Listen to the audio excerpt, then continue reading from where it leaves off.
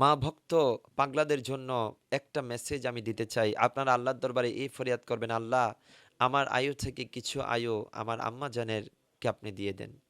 আমার আয়ু থেকে কিছু আয়ু আমার আম্মা জানকে দিয়ে দেন।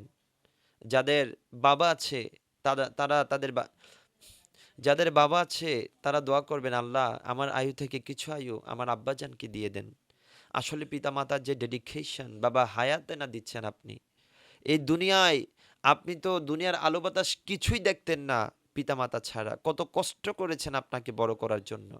কিন্তু আজকে খুবই দুঃখজনক, আজকে দেখা যায় আমরা সন্তানরা আজকে এসি রুমে ঘুমাই। ৫ তলা, ১০ তলা, ২০ তলা বিল্ডিংয়ে আমরা ঘুমাই। কিন্তু সেই ২০ তলা বিল্ডিংয়ের ছোট্ট একটা কোণায় আমার মায়ের ঠিকানা হয় না।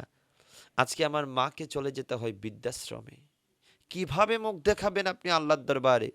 যেই মা ১০ মাস ১০ দিন আপনাকে গর্ভে ধারণ করেছে, যেই মা আপনাকে ২ টা বৎসর দুধ পান করিয়েছে, যেই মা কনকনে শীতের রাতে আপনি যখন প্রস্রাব করে দিয়েছেন, আপনাকে ভালো জায়গায় রেখে ওই মাটা প্রস্রাবযুক্ত জায়গাটায় ঘুমিয়েছে।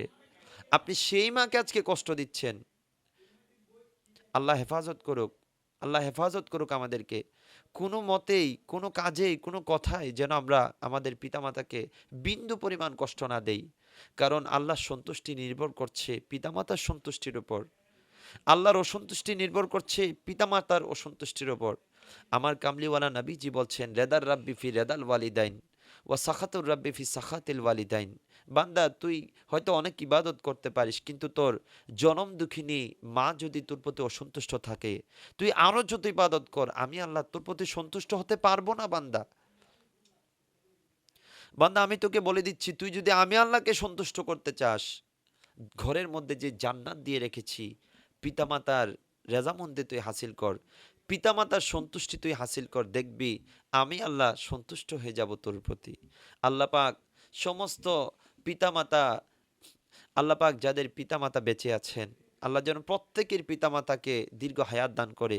যাদের পিতামাতা অন্ধকার কবরের মধ্যে চলে গেছেন, আল্লাহ যেন প্রত্যেককে জান্নাতের মধ্যে উচ্চ মাকাম নসিব করে। আমিন।